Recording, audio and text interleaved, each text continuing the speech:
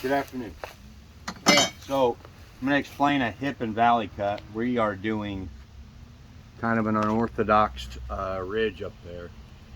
And it's crooked, it don't matter because the hip and valley is going to straighten it up. I just got it pin nailed on the one side.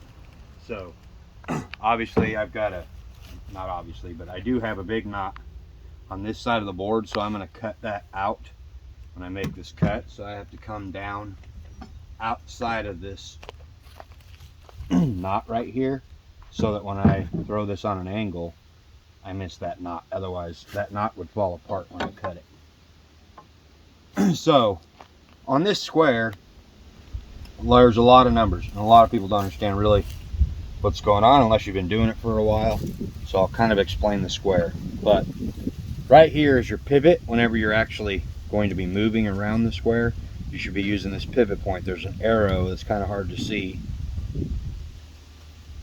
right there that points at that it's a pivot. Okay, from this pivot point along here, a good square has essentially another tape measure, a ruler along that edge so that you can see underneath, and that's what this channel is for, is to mark things quickly while you're working, right? And then along this side, same thing. You've got all the way out to 7 inches on this scroll.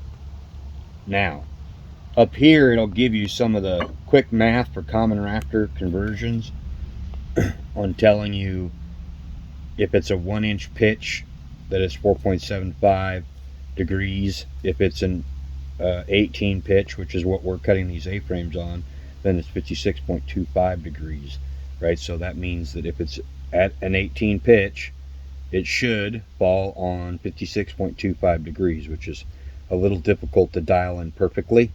But if you have your pivot, let's use this pencil, and you fall right on the 18, you'll notice it falls just past the 56, but not on an exact location, and that's because it falls in the mid span of those two marks. So between 56 and 57, and that's our 18.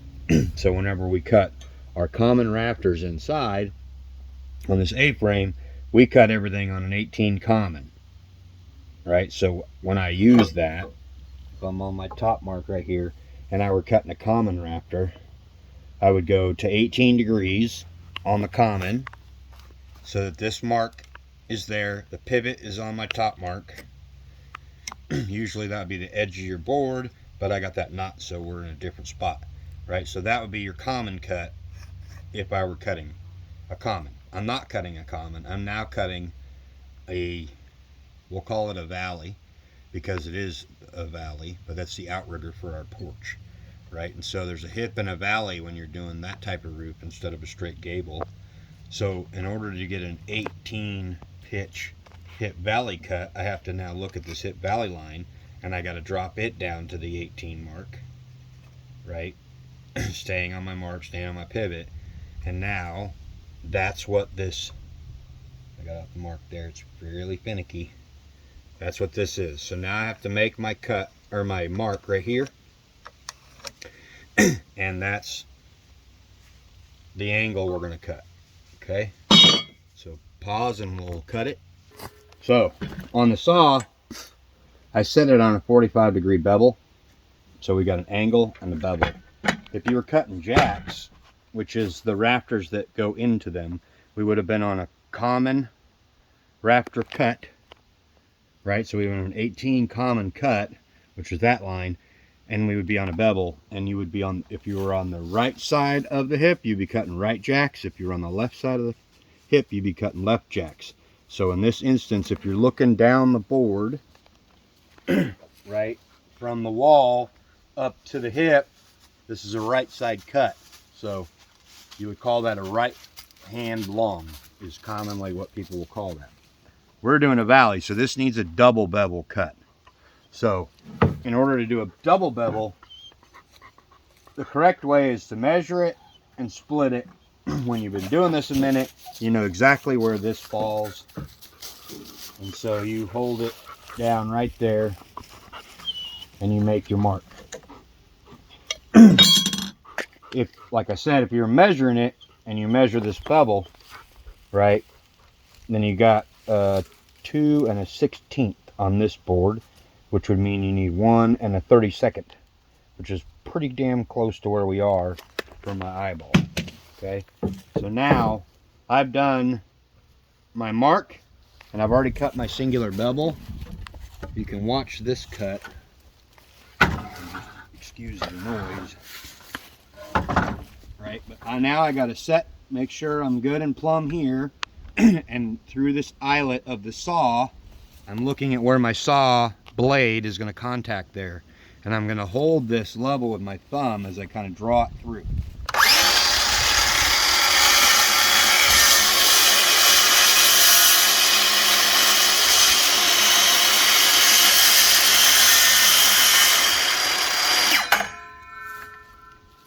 Now that's the top cut of my hip, and you can see the center of the board, right? So this side is going to contact the ridge that I'm nailing to. And that's the top side cut. The bottom side cut is the exact same thing, but in reverse. So in this instance, I'm cutting my valley cut at 76 3/4, and that's from this tip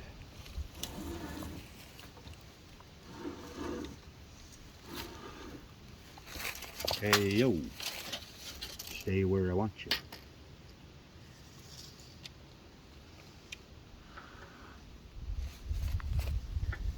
$76 3/4. Now I measured this manually. I did not calc it on the framing calculator, so that's because I'm not actually doing a traditional roof application here. I'm just using these valley cuts to give us somewhat of an artistic look to it. So now I've got my top side bevel, right? That's where the end of my bevel needs to be. So now I've got to come up 3/4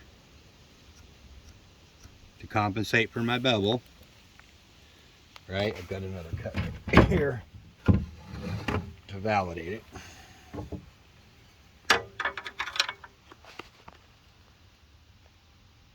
Three-quarter, 7/8 actually.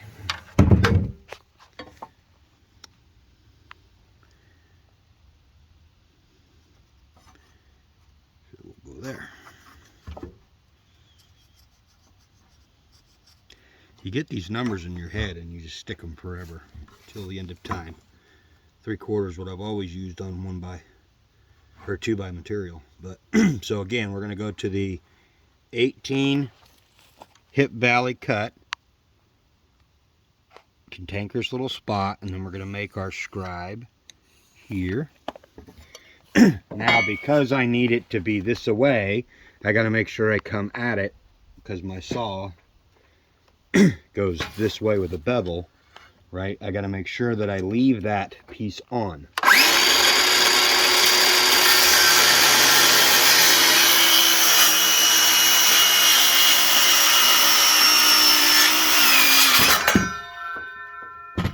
So now you can see those marks are still there, right?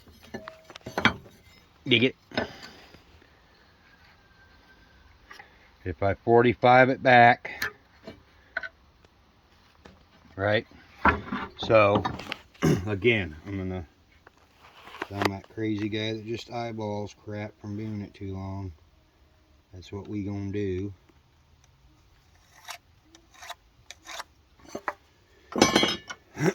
Now I've got my mark where I'm gonna do my double bevel, and I've got to switch places with you.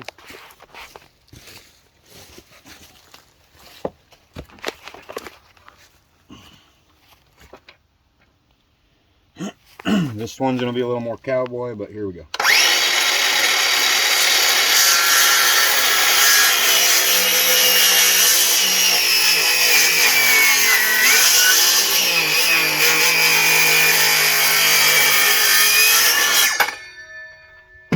It's a little more cowboy because I'm using my OSHA approved root trusty sawhorse right here, and it's a little wobbly. So that's a hip valley cut, and that will be up mounted up there and centered after I make my second one, and you'll see pictures of that on a upcoming video. All right, thanks.